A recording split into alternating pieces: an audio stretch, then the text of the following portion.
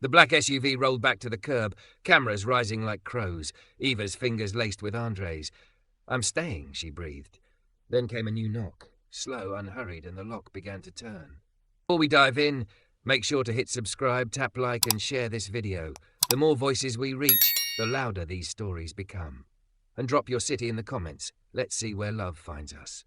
Rain shouldered the city like an old, unwelcome friend the afternoon Andre Kingston realized he couldn't keep doing it all alone. He'd hustled from a leaking sink in Unit 4B to a busted elevator panel across town, then raced to Zuri's school where the counselor's voice had trembled on the phone. "She had a hard day, Mr. Kingston." And now he stood in his kitchen, work boots leaving half moons on the mat, staring at the magnet-clipped notice that read, "After-school care needed." The paper was curling at the corners from weeks of steam. So was he. 7-year-old Zuri sat at the table, chin tucked over a drawing of a cat with 2 long whiskers. She didn't look up when he came in. The cat had a blue scarf. Her mother had worn a blue scarf.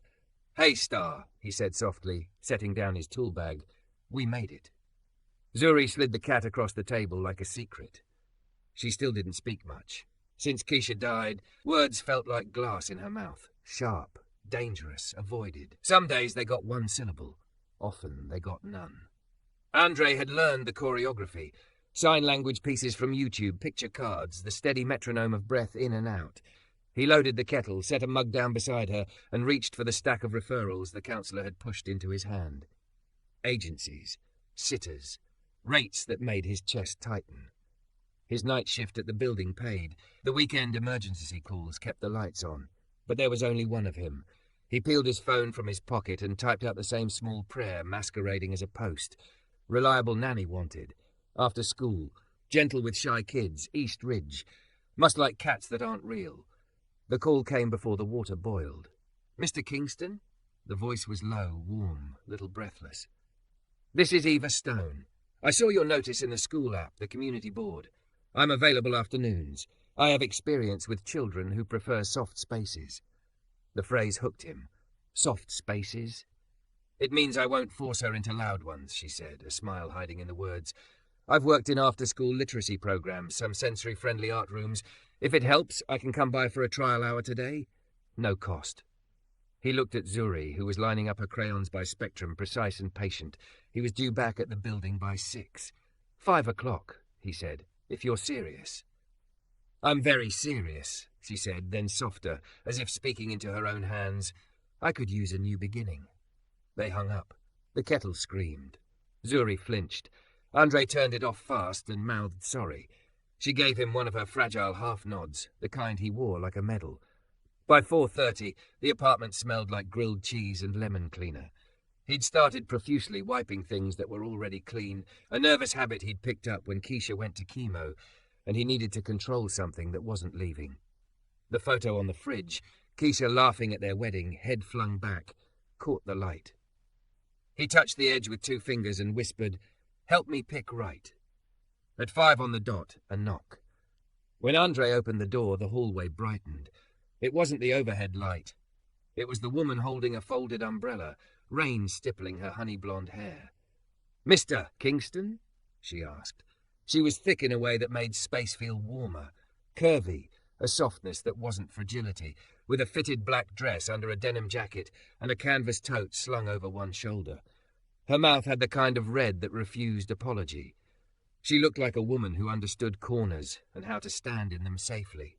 He caught himself staring and stepped back. "Please, come in." She stepped out of her heels the second she crossed the threshold, as if she'd been taught homes were sacred ground. "Hi," she said to Zuri first, crouching to become smaller.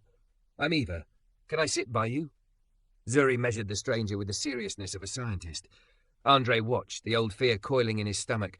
What if this hurts her? Then Zuri tapped the chair with one finger. Eva sat. "May I draw too?" Eva asked.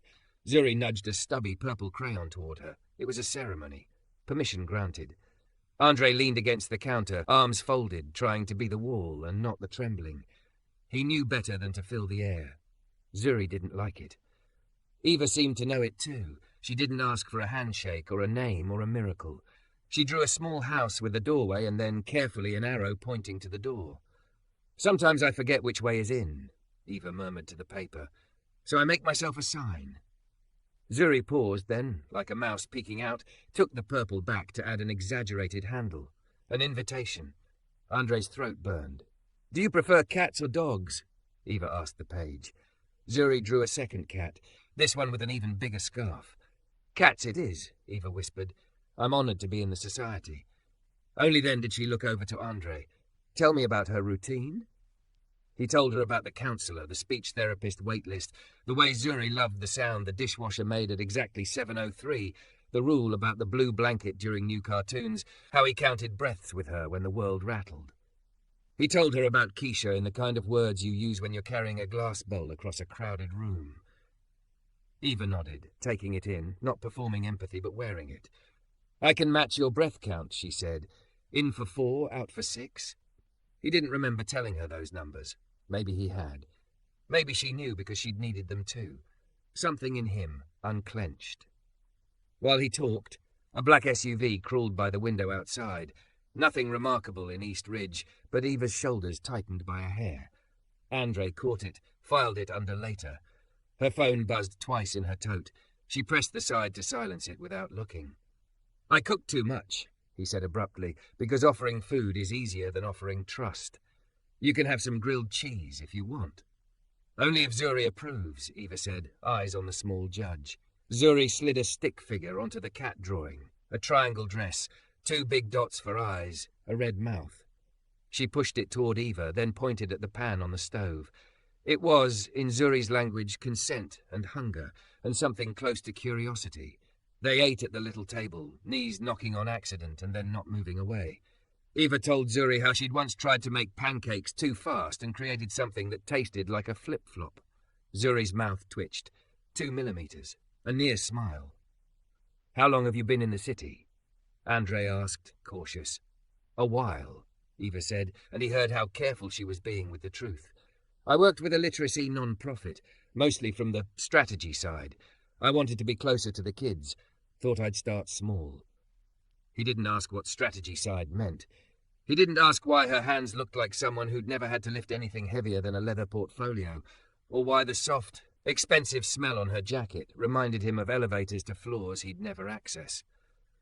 He'd grown up with people who performed their entire history at you. Something about her restraint felt more honest. References, he said instead. She pulled folded letters from her tote, 3 of them with logos he recognized from fundraisers on local news. The signatures were real ink. His fingers shook as he held them, not because of the titles, but because she'd come prepared. People who came prepared didn't usually come for families like his. Try me for a week, she said, as if negotiating with the air.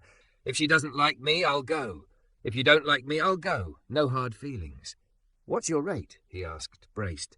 She named a number that didn't make him choke. He had the feeling she'd halved whatever she'd charge in other neighborhoods. Pride rose, then fell. He let it fall. People who refuse help on principle often do so alone. Okay, he said, the word landing with the weight of an oath. Week trial. Eva didn't smile big. She smiled small, like someone receiving a fragile box. I'll be here at 3 tomorrow. They washed dishes shoulder to shoulder. She hummed a song he didn't know. When she reached for a plate on the high rack, her jacket lifted and he saw a pale slice of skin, soft and unafraid of softness, and he hated the part of himself that noticed. It had been a long time since noticing didn't feel like betrayal. At the door, she knelt again to Zuri's level. I'll bring a new purple tomorrow, she said. Yours is doing brave work. Zuri hesitated, then reached into her crayon box and handed over a broken half. A loan, a promise. Eva held the small shard like a jewel. After she left, the apartment felt bigger. Andre stood by the window, hands on the sill, watching her cross the slick street toward the bus stop. 2 men stood at the corner, talking in the damp. One glanced up as she passed, not with catcall eyes, but with recognition. Eva kept her gaze forward. The SUV reappeared half a block down, idling. He filed that under now. Behind him, paper rustled. Is she coming back? Zuri asked, voice careful from disuse, the sentence no more than a whisper, but more sound than he'd heard in months. Andre closed his eyes. The words hit him like rain after drought. Yeah, Star, he said, turning with a smile that felt like sunrise. She's coming back. His phone buzzed. A new message from an unknown number. Thank you for today. See you at 3. Another message, different thread, no contact name. Ever. You can't disappear. Your father's losing his mind. He didn't see that one. Eva did on the bus, pressing the phone to her thigh until the vibration stopped. She let her head bump the fogged window and mouthed the truth she wasn't ready to tell. Not disappear, just breathe. 1 week. Outside, the city kept shouldering rain. Inside, Andre rinsed the last dish and found, at the bottom of the sink, the purple crayon half she'd returned for later, a promise the size of a fingertip. He set it by Zuri's. Don't forget to subscribe for more intense cinematic love stories. Your click helps us make the next chapter. By 3 o'clock the next day, Zuri was posted at the window with the solemn patience of a lighthouse, chin on the sill, purple crayon clenched like a flag. Andre pretended not to hover. He cleaned an already clean counter with a dish towel, then checked the time on his phone, then checked it again because worry keeps its own clock. She'll come, he said, voice easy on purpose. Zuri didn't answer. She traced slow circles on the glass where rain had dried into salt ghosts. When the bus hissed at the corner and released its small flood of people, Zuri's shoulder twitched. A minute later, a knock, 2 gentle, 1 bright, the same rhythm as last night.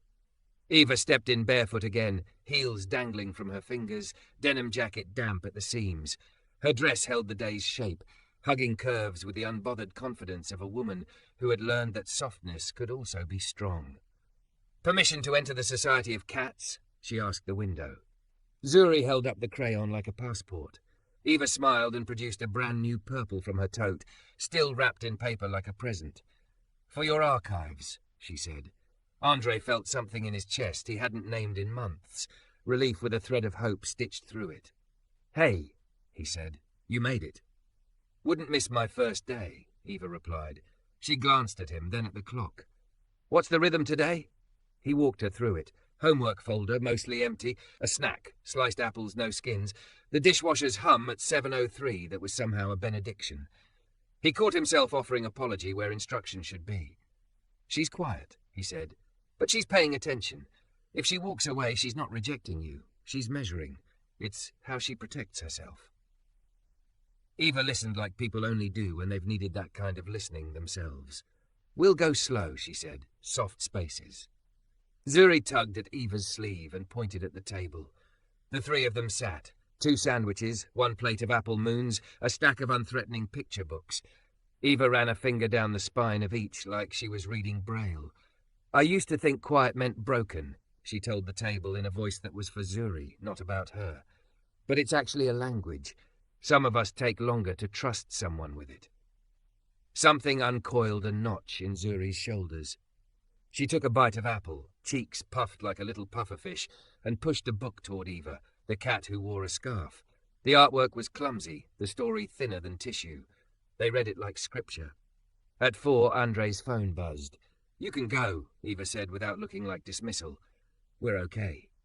He hesitated. The building manager had left 3 messages. The heat was out on 2F, the elevator panel was sulking again, a tenant's washing machine had started a small river. Rent depended on these side calls. But leaving his daughter had never gotten easier, not once. He knelt by Zuri's chair. Star, I'll be downstairs and then a few blocks away, he said. I'll be back before the dishwasher sings. Zuri stared at his hands, then his face. Okay, she breathed, a word so soft it might have been a feather.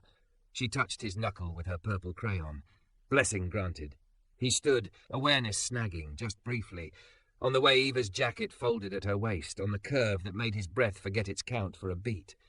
He hated that a part of him felt disloyal for noticing something living. He nodded at Eva instead. Text me if anything. I will, she said. Go fix the world. Down on the street, the sky had washed itself a clearer grey. Andre jogged the block, ducked into 2F, coaxed the boiler like a stubborn relative, then lost an hour to the elevator's temper. Work steadied him. Wrenches and wires didn't ask how he planned to rebuild a life. They just asked lefty-loosey or righty-tighty. When he checked his phone again, a message waited. From Eva, snack successful. We are inventing a better cat who chooses its own scarf. Also, we counted to 4 and to 6 and didn't die. He smiled like a fool into the machine room's humming dark. Back upstairs, Zuri and Eva had built a fort from dining chairs and a quilt, a sanctuary where light filtered in green. Eva's legs extended from under the table, bare and strong, toes flexing absently to a rhythm only she heard. Zuri's hair was a halo of flyaways and intent. They'd drawn a second book, The Cat Who Chose, each page a declaration in purple. "Welcome to headquarters," Eva said gravely. "Password?" Zuri whispered into Andre's shirt. He listened, then straightened. "She says, pancakes that taste like flip-flops." Eva gasped. She remembered my greatest failure. "You tried to trick the gods of breakfast," Andre said. They noticed. Zuri smiled for real this time, quick as a hummingbird. It knocked something loose in him that made his eyes sting. It was then that the SUV idled back. The black glass reflected 3 square clouds. Andre might have missed it. Cars idling in East Ridge was weather. But Eva's attention snagged, muscles tightening under denim for a fraction of a second. Her phone buzzed twice, and she palmed it, thumb on the side button the way you do when the sound itself is dangerous. He filed it the way he had the night before. Later. "Playground?" Eva offered after homework that wasn't. 15 minutes. Movement helps brains do brave things. Andre checked the time. "I can run to 3A and meet you there." "The blue slide?" "Blue slide," Eva echoed. They walked the 3 blocks like a small parade. Andre with the umbrella, Eva with the tote, Zuri in the middle counting cracks in the sidewalk like stepping stones. At the park, the blue slide's static hair trick delivered its usual giddy terror. Zuri took the stairs slow, looked down twice, then slid, landing in Eva's open palms. They did it again and again until laughter shook loose like coins from a jar. A man in a camel coat leaned against the fence. He wasn't from here.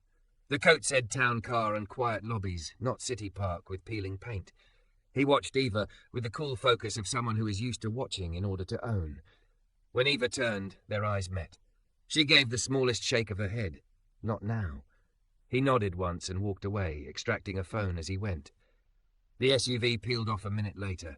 Andre saw none of it. He was crouched to tie Zuri's shoelace, finger tracing the loop-loop cross-pull that made independence feel possible. Back at the apartment, a low thunder rolled in from the west, the kind of sound that turns windows into instruments. Zuri tensed, eyes going flat. Storms had become a thief the year Keisha died, noise that reached into the room and grabbed her by the ribs. Eva moved like she'd been waiting for this test. She dimmed the kitchen light, closed the blinds in a slow, predictable way, and knelt so her face made a gentle horizon. "This is Big Sky furniture," she said, voice as even as a metronome. "Not a lion. In for 4. She lifted her hand, palm open, counting in the air. Zuri matched her. "Out for 6, whispered. They breathed together, the room shrinking to the measure between their mouths. When the next thunder cracked closer, Eva tapped a rhythm on the floorboard with 2 fingers. 1-1-2, 1-1-2. "We can drum louder than the sky," she said. "You lead." Zuri's fingers joined, tapped back. The storm did what storms do. It passed. When the dishwasher hummed at 7:03, Zuri said shy triumph tucked under the syllables, "We didn't die." "That's my favorite outcome," Eva said, grinning. Andre had watched the whole thing from the doorway, useless and grateful. "You're good," he told Eva softly when Zuri padded down the hall to pick pajamas. "You're really good." She shrugged, a small tilt that did nothing to hide the flush under her lipstick. "I just try to notice fast and not make it about me." He wanted to ask a dozen things, where she learned that, who taught her to kneel to thunder instead of fighting it, but her phone buzzed again. For a heartbeat, she let the screen flash where he could see the name, unknown. A text preview, Eva. Enough games. "Your father." She flicked the screen dark, face smoothing like a practiced mask. "Bedtime?" she said brightly. They read one more invented page. Zuri leaned against Eva's shoulder like he'd always been there. When she fell asleep, mouth parted, purple crayon still in her fist, Eva eased the wax free and set it on the nightstand like a relic. At the door, Andre whispered, "There's a tenant on Maple who wants me to look at a busted lock. It's 10 minutes away. Can you—" "I'll stay until you're back," she said, before he had to finish the sentence he hated. No extra charge. "Thank you," he breathed, and the thank you carried more freight than money could. Out on the landing, a shadow separated from the banister. The man in the camel coat, closer now, no fence between them. Up close, his face was all edges softened by expensive lotion. He didn't look at Andre. He looked past him. "Miss Ha," he started. "Stone," Eva said, stepping into the doorway, body a line between the man and the sleeping child behind her. Her voice didn't rise, but it hardened. "I'm working." "Mr. Ha," he tried again, then shut his mouth when her eyes cut cleanly to his. He relented with the crisp deference of someone who knows she outranks him but doesn't pay his salary. "We're concerned. Your father." "My father has people," Eva said. "I have this." She angled her head toward the soft dark of Zuri's room. "Leave." He hesitated, then slid a small card under the doormat as if he were placing an offering at a shrine. "In case you remember where you come from," he murmured and went. Andre pretended to adjust the light in the hall to give them privacy, but the words had weight. They hung in the air between them, a string tied to a name she wasn't saying. "Friend?" he asked finally, casual the way you pretend a cliff is a curb. "Old life," she said. "New rules." She didn't elaborate. He didn't push. Some truths are like locked doors. You wait until someone hands you the key. He jogged to Maple, fixed the lock, and ran back through a curtain of rain that had softened to mist. When he opened his own door, the apartment felt like a miracle. Child asleep, dishes rinsed, a purple crayon on the table beside a note in careful print. "Thank you for trusting me. See you at 3. E." Under the doormat, something stiff met his fingers. He flipped the card in his palm. Heavy paper, embossed. A crest he'd only ever seen on news segments about men who bought buildings for hobbies. Harrow Group, it said, in quiet gold. He turned it over. A phone number. No name, no message. Just the weight of a world that had never risked crossing his threshold until now. Behind him, Zuri shifted, small and safe in the bed that had learned the shape of her loneliness. Andre slid the card into a drawer he never used and closed it with a careful click. He wasn't ready to know what it meant. In the dark, Eva lay awake on a bus rolling north, phone face down on her knee while messages stacked like storm clouds. EVA, come home. You're making a scene. This city doesn't love you. I can still fix this. She lifted her hand, counted in for 4, out for 6, and didn't answer. She pictured a small palm tapping the floor in defiance of thunder and decided that for at least one more day she'd keep choosing this new language. Tomorrow at 3, the Society of Cats would convene again. And somewhere above them, a powerful man would widen his search. Eva showed up early, a paper bag from a corner bakery cradled like a new idea. Zuri was already at the window, purple crayon between her fingers the way other kids might grip a sword. Andre opened the door and felt the quiet shift, like a room remembering its favourite song. "I brought a peace offering to the gods of breakfast," Eva said, lifting the bag. "Pancakes that don't taste like flip-flops." Zuri's mouth tugged sideways. She stepped back to let Eva in, then held out her palm. Eva placed a tiny syrup cup there like a solemn treaty. The 3 of them ate at the table, knees touching under the wood. Outside, East Ridge was all bus size and shoe scuffs. Inside, butter and heat stitched a morning together. "Can we make our own book again?" Eva asked when plates were licked clean. Zuri nodded and fished out fresh paper. She drew a cat with a new scarf, green this time, and Eva wrote the title carefully across the top. The Cat Who Stayed. Andre felt that word lodge in his chest. Stayed.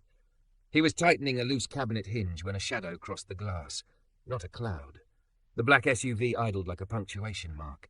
Eva's gaze flicked to it and away. Her phone buzzed, turned face down on the counter as if it needed a timeout. "Today," she said, like they'd already agreed. "We tried the blue slide twice, then library returns, then home in time for the dishwasher's hymn." "Hymn," Andre repeated, smiling at the upgrade. "It deserves respect," she said. "It saved lives." They made their small parade again. Zuri hopping cracks, Andre with the umbrella even though the sky was clear, Eva in flats and a fitted black dress under her denim jacket, body sure and soft at once. At the park, Zuri counted the steps to the top, then launched. The first slide was bravery, the second was joy. She landed in Eva's open hands, palms steady, eyes bright. Andre looked and hoped he wouldn't forget this particular geometry. Child in the air, woman braced, him standing ready, everyone believing in gravity and also in grace. He didn't see the camera until after. A man across the street raised his phone, his mouth already forming the story he'd sell. Eva stiffened, then relaxed, her face going bland in the way of people who've been watched for sport. "Library," she said lightly, and they drifted away. On the steps of the branch, a woman with a clipboard intercepted them, all smile and teeth and the gentleness of people who bring mess wrapped in ribbon. "Hi, are you Eva?" she began, then caught what her mouth was doing and faltered. "Sorry, wrong person." "Stone," Eva supplied, kind and firm. "We're here for returns." They dropped off a week's worth of books and picked up 2 new ones, one on cats with improbable careers, one about a girl who tried a new voice like a dress. Zuri tucked her face into the stack and breathed like the pages smelled like safety.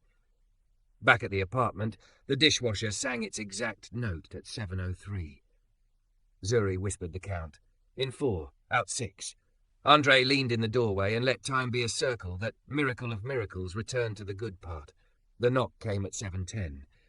Not the 3-beat rhythm they'd learned as Eva's call sign. This one was a low, patient knock that suggested it had never been forced to wait for anything in its life. Eva went still. "I should tell you something," she said to Andre, voice truer than any he'd heard from her. He didn't get to say okay. The knock came again. Zuri flinched. Eva's eyes found the small drum in the floorboards and tapped 112, quiet, steady. Andre opened the door to a man the colour of money and winter. Camel coat, eyes like mirrored glass. 2 other men ghosted in his edges, interchangeable in dark suits. "Miss Harrow," the man said, the name clicking in the air like a cuff. "Stone," Eva corrected. Her chin didn't lift. It settled. "You're on my threshold, Conrad." Conrad Harrow, the kind of name that comes embossed on heavy paper, the kind of man who puts his last name on buildings and believes that makes them his. He glanced past Andre, as if he were part of the doorframe. "You've made your point," he told Eva with a practiced patience that didn't bother to hide its displeasure. "Now come home." "No," Eva said, not loud but final. His gaze tracked the small apartment, the fridge magnets, the lemon cleaner, the purple crayon on the table. He looked at Zuri for no longer than it takes to price an object. "I'm not here to embarrass you," he said, "but your disappearing act is softening me with my enemies. Get in the car." "Your enemies are men you taught to hate you," Eva replied. "They'll be there whether I sit in your meetings or not."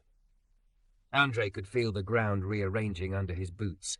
He should tell this man to leave. He should not let a storm blow into his kitchen and rename things. But it was hard to fight an intruder you'd only seen on screens the size of your hand. "Excuse me," he said, because he'd been raised by a woman who believed you can be both polite and a wall. "You're in my home. Lower your voice." Conrad actually looked at him then the way one notes a new exit in a room. He had the face of a man who had once been handsome and then got more dangerous instead. "And you are?" "Zuri's father," Andre said. "Andre Kingston." "Mr. Kingston." Conrad inclined his head a millimetre, the bow you give to furniture you might put in storage. "I apologize for the disruption. Miss Ha, Stone belongs to a life that requires certain visibility. This," he skewed a glance at the room, at the pancakes plates drying, at Zuri's socks, at everything that wasn't curated, "is not sustainable." Zuri, who had crept forward to stand against Andre's leg, went very still. Eva stepped closer, her body becoming a readable sign. "I don't belong," she said. "I inherit, and I'm choosing how to spend what I didn't earn. By hiding in a tenement and playing at domesticity." Conrad's voice sharpened. "You are humiliating me." "I'm healing me," Eva countered. She turned to Andre, finally palms open like an oath. "My name is Eva Harrow," she said, and the room felt like it clicked to level, even as the world tilted. "My father buys things people love and calls it progress. I helped. Strategy side. I called it impact to sleep at night. Then I watched a library close and a girl in a blue scarf stop talking, and I couldn't unsee it. So I left. I didn't tell you because I wanted to be someone before I was a last name." Andre's breath came in crooked. He looked down at Zuri, whose fingers had threaded into his jeans. "Star," he said softly, because his first duty was to the small meteor stuck to him. "You okay?" Zuri's eyes were huge but not empty. She lifted her hand, counted in 4 out 6, then, surprisingly strong, she said, "Stay." The word landed like a gavel. Conrad exhaled through his nose. "I can make you whole," he told Andre, shifting targets. "Whatever she's been paid, I'll triple it. You'll sign an NDA, of course. This experiment ends." No harm done. Andre had been poor long enough to recognize the exact dimensions of an insult. He thought of rent due next week, of the elevator that still sulked, of Keisha's photo catching the light. He thought of the purple crayon on the nightstand, a talisman for speaking. He swallowed the taste of anger and chose clarity instead. "She works here," he said. "She cares for my child. She's good at it. She's welcome because she keeps us safe. Not because she's cheap. Not because she's a story. Because she shows up and kneels to thunder." For a heartbeat, something like respect flickered in Conrad's face, the way a man might admire the craftsmanship of a chair he still intends to sit on. Then the mask slid back. "You think you can keep her?" he asked Eva.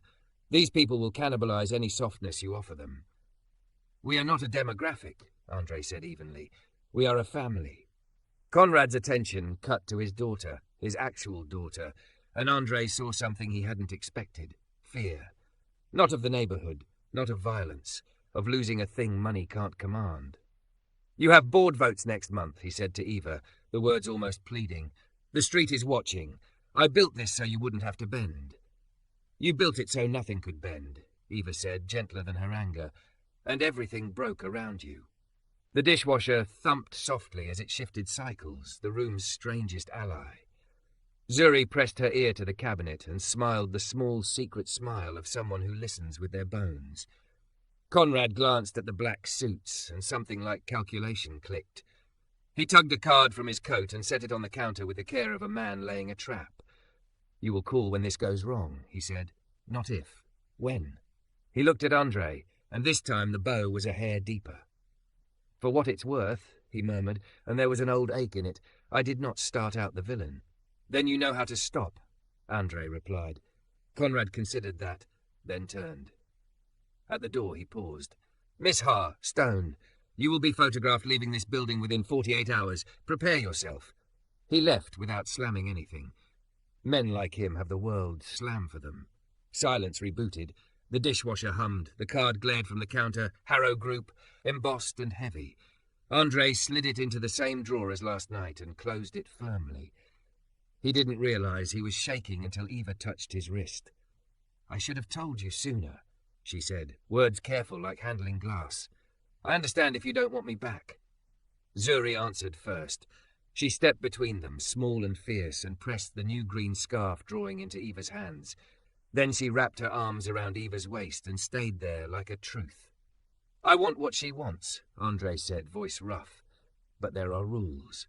He swallowed. "We don't hide in my house. We don't let that man decide who we are, and we breathe when it's loud." Eva's eyes shone without spilling. She nodded. "House rules," she echoed. "I can follow those." They tucked Zuri into bed with the purple crayon on the nightstand and the new book under her palm. Andre stood by the door and watched Eva kneel, the curve of her body in answer to the room's corners. She hummed, not a lullaby, but something simple and clean. Zuri's lashes fluttered. Sleep took her like a soft wave. In the kitchen, Andre set 2 mugs side by side and poured tea, because hands need jobs after a battle. They leaned against the counter, shoulder to shoulder, staring at the drawer that held a name and a threat. "Tomorrow will be louder," Eva said. "He's right about that." "We'll make a softer space," Andre said. "We've done it before." She turned her head.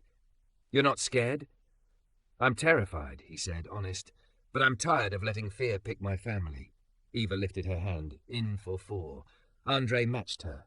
Out for 6.